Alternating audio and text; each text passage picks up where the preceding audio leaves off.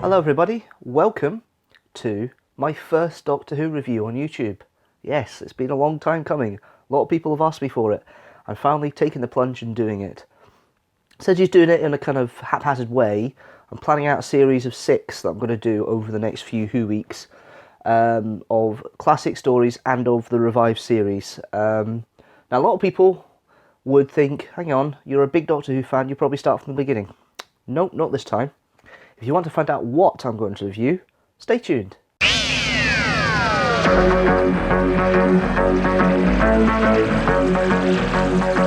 Now, throughout this series, I'm going to be relying on some research from other sources, other source material.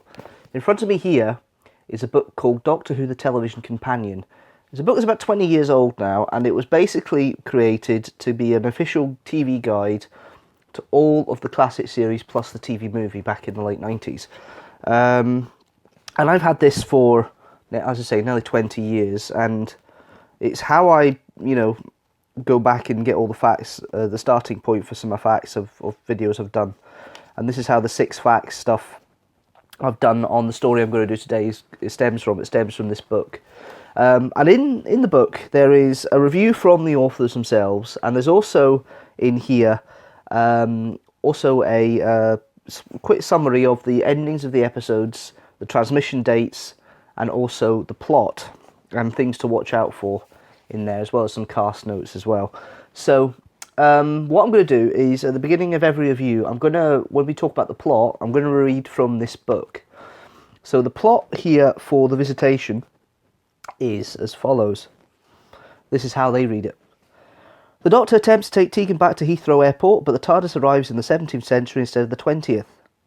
The time travellers discover that a space capsule has crash-landed nearby, and its alien occupants, 3 pterodactyl present escapees, intend to wipe out all indigenous life on Earth by releasing rats infected with an enhanced strain of the Great Plague. Ooh. That's actually not a bad start. The creatures are also using a sophisticated android to strike terror into the local villagers. Aided by itinerant thespian Richard Mace, the Doctor tracks the pterodactyls to their base in Pudding Lane, London. The creatures are ultimately destroyed when a fire breaks out and the pterodactyl leader's weapon explodes, also setting off the Great Fire of London. So yeah, that's the plot of the story I'm visiting today. I'm visiting The Visitation. Really tongue-tied. As I say, there was a video created for 6 facts when I was trialling the 6 facts format, which is now going on an interesting week on a monthly basis with historical figures. When I was trying the 6 facts, I did 2 6 facts on Doctor Who stories. One was on the Happiness Patrol, which was the first option, and the one that's closest to the visual style that I'm doing now is the 6 facts on The Visitation, which is where the end caption music comes from. It's the music from that story, because I love that I love the music of the story, and you'll see that a lot more as we go on. So this story, if you don't know the history of it, it is the second story to be produced in season 19. It was the 4th to be broadcast. There was a thing at the beginning of that season where they were ensuring that Peter Davison could fill in the role a little bit more and get used to the role. So they filmed Castrovalva, his first story, 4th. And then they filmed 4 to Doomsday, this one, The Visitation, and Kinder. So Kinder actually went out the order it was filmed in. But going back to that, there's an important point with Kinder, because there's an element in this story that I'm reviewing that indicate, that kind of makes it a bit more interesting when you watch it, when you realise that production element of it. But an overall view of the story, I love this pseudo-historical story, and it is a pseudo-historical story. It's not like the next one in Transmission, which actually is it's the last true historical story, Black Orchid. But this one is a pseudo-historical story. Basically, alien invaders come in. Now, this is first script of Eric Sayward, who becomes script editor, just the story after officially. And this is his audition piece, effectively, for Doctor Who. And he writes a great, very strong script, because the plot's a normal plot you get in Doctor Who. Alien invaders come in, the Doctor stops them. But in this case, there is there's a side that you don't see in Doctor Who stories that much of that era, and that's the point of view of those people of that era. I mean, you get them screaming and shouting and saying, "Oh, it's horrible," and "I don't understand this. This is magic." But then you've got an intelligent character in Richard Mace, played by the brilliant Michael Robbins in this story, who is effectively the window into the culture and the way that people think in those days, and he becomes effectively a fourth companion. Bone of contention without the companions. I'll come back to that in a minute. But Richard Mace is used as a very, very good way of the audience seeing how he sees the situation, because you don't really see that properly. You see it either from the companion's point of view, and if they're not of that, and if they're of a contemporary period, you see it from our point of view, and you'll see it from the Doctor's point of view. But Richard Mace gives another element in here which makes it very good. It's a shame it's in a story which has got so many companions. Of the story itself, it's got a couple of elements in it which are quite unique for Doctor Who of the 80s. The first one is the way that the production starts, the way that the story starts.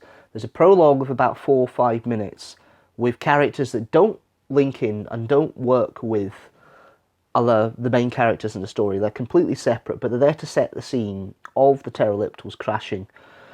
They take over a squire's house. He's with his daughter and his son in the house, and they're basically having an evening's entertainment.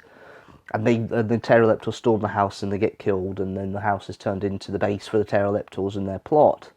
But it's something you don't see in Doctor Who in the 80s at all. You do get elements of setting the scene, but you don't get a whole wee mini story, which is effectively what it is. It's like a mini story they're doing, but it's fantastic. It's brilliant, and I really recommend watching it just for that as much as anything else. But the one thing that does make the story really, I mean, the filming is, I mean, the direction is fairly pedantic. It's I mean, you're going to see it slow. I mean, any Doctor Who of the classic series is going to seem as slow compared to the modern stuff.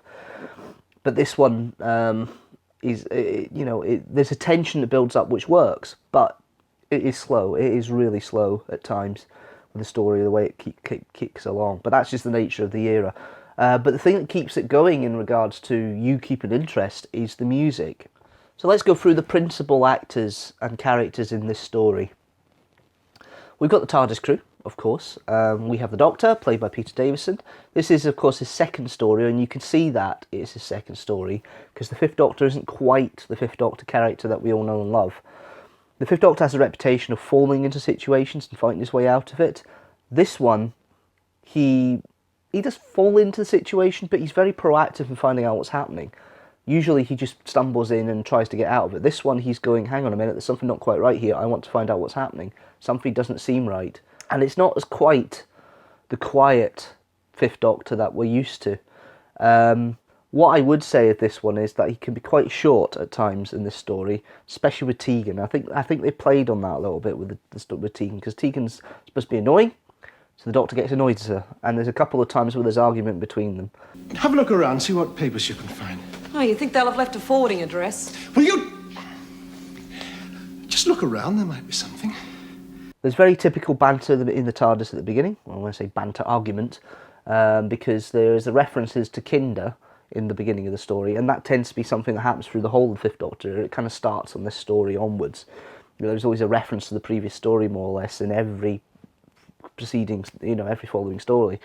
But this is one of the first instances of it in Doctor Who, of the Fifth Doctor era, where the Doctor and Adric are talking about Adric getting caught up with the total survival suit in Kinder, and the argument about that. And then you've got Tegan and Nyssa in the bedroom. Tegan's getting ready to leave, don't worry, it's nothing serious. And then in the bedroom talking about the previous adventure, and Tegan talking about how she was taken over by the Mara. Obviously at this point the script hadn't been fully developed, so there's a little thing that's been added in which is interesting, and it works, it does. If you look at the context of Kinder before it does kind of work, but when you realise it's been filmed before, you actually think it's actually quite well done in that respect. Of this era, when it comes to the characters and the companions working together, it's very difficult to get them all doing something at the same time. You'll very likely see in the story a lot of one of the companions standing about looking and watching. They won't do much unless they're split up. But when they're all together, There's always one of them in the background, usually Nyssa, poor Sarah Sutton, but it's usually Nyssa in the background, basically standing and watching and reacting. Sarah Sutton's very good at doing reacting. She must have learned a trade from the Visitation. Because she seems to do it through the rest of the stories as well when it's the three of them. But having Richard Mason there as well makes it even more difficult because you've got another character you've got to get lines for as well. So what they tend to do is and this is what they do in all the stories in the very early part of Peter Davison's era, is that one of the characters is always incapacitated some way. Tegan in this one tends to have a lot of scenes where she's sitting there doing nothing. And she's hypnotised for some of it, so that gets her out of it. This is the first one where they try and do a lot of each other. I'm really pleased that Nyssa actually gets a chance to shine and actually show on screen how good a character she was with the Fifth Doctor. Tegan's annoying, abrasive, and then when she recovers from being under the bracelet at the beginning of the 4th episode, she says, Groggy, sore and bad-tempered. Oh, almost your old self. So there is elements there of that tension there. Adric's a petulant child in this. Matthew Waterhouse is not the best actor in the world. You can see that in this story. He doesn't really do much.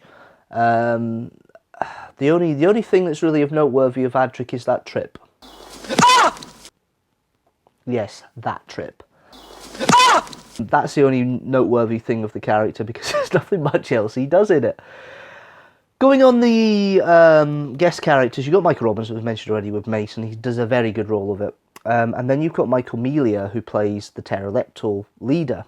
Now, very good in this story because it's the first use of animatronics in Doctor Who. Animatronics would be used quite a bit more, especially in the 7th Doctor's era and with some of the enemies in there. I know it's manual, but the lip syncing and the lip syncing of the animatronic head and Michael Melia speaking is very, very good. There's very few times it's out of sync. It is a very good thing. But yeah, no, it's great. It's a good model, good thing. It's a shame the rest of it's a rubber costume and he can't really do much in it. There's one point where he's trying to control the control panel and it's very stiff in his movements and trying to do it, and obviously him trying to pick up that serum to show the Doctor at the end of the 3rd episode, and it's very clunky and he's struggling to put it into the futuristic syringe he then douses the rats with. So it's very difficult, there's a few movement issues there. And also, he manages to project very well the character and menace through it, but it is muffled because obviously he's under so much latex and that. So it's a problem with most Doctor Who of that era. I'm not going to grumble or concern, but the characterization and the way he's played is very good. Yeah, no, the sets are good. The design's very decent. The bit I did like is the end bit at when they filmed at Elstree for the scenes in London, the London streets. And it's more the fact of the bit where that was in the studio, but the bit where the fight scene at the end, where the pterodactyls are fallen down and hurt, and the fire starts, and the machine and the gun of the pterodactyl leader explodes, and you see the pterodactyls melting away literally because all the latex has been inflamed with all the heat and that. And it's really cool. I really like that effect, and it really is like, that's a really horrible bit. And these are the bits that Doctor Who does very well at times. When you see these things, you go, wow, that's great effect for this time. There's very little effects that you have through the series that are like that, but that's one of the good ones. Overall, I have seen the story lots of times over 20 years. It's one of the oldest VHSs I have in my collection, The Visitation. And I've been a Doctor Who fan for over 20 years now. And it's one of my favourite stories of Peter Davison's era. It's what made me like Peter Davison as a Doctor. And then seeing some later stuff, you think, yeah, maybe he's not as high as I think. But, it's still a good story. I do enjoy it. It is one of the better stories of Season 19. And most of the stories in Season 19 are pretty strong, if I'm honest with you. There's very few clunkers apart from Time Flight. Less said about that, the better. But rating-wise, TARDISes out of 5, I would say 4 TARDISes out of 5. Because I think it's a very good story. There's a few elements that are a little bit lacking, but it's certainly one that you can watch again and again and again, and I certainly have. Well, that's it for now. Thank you very much for watching. If you have liked what you've seen, please comment and subscribe if you're not a member, if you're not a subscriber so far, because more of these will be coming in the next few months. Third Sunday of every month will be a Doctor Who review. Please stay tuned for them. Please comment about this review, what your views of the story is. You can even give me a video response and I'll link it below, don't worry about that. Speaking of links to all the social media are down below as always, in the doobly-doo below. Also the link to the 6 facts video on the Visitation is there as well, so please go and visit that because it gives you a bit more information about facts you may or may not know about the story. But that's it for now. Thank you very much for watching and I will see you next time. See you later.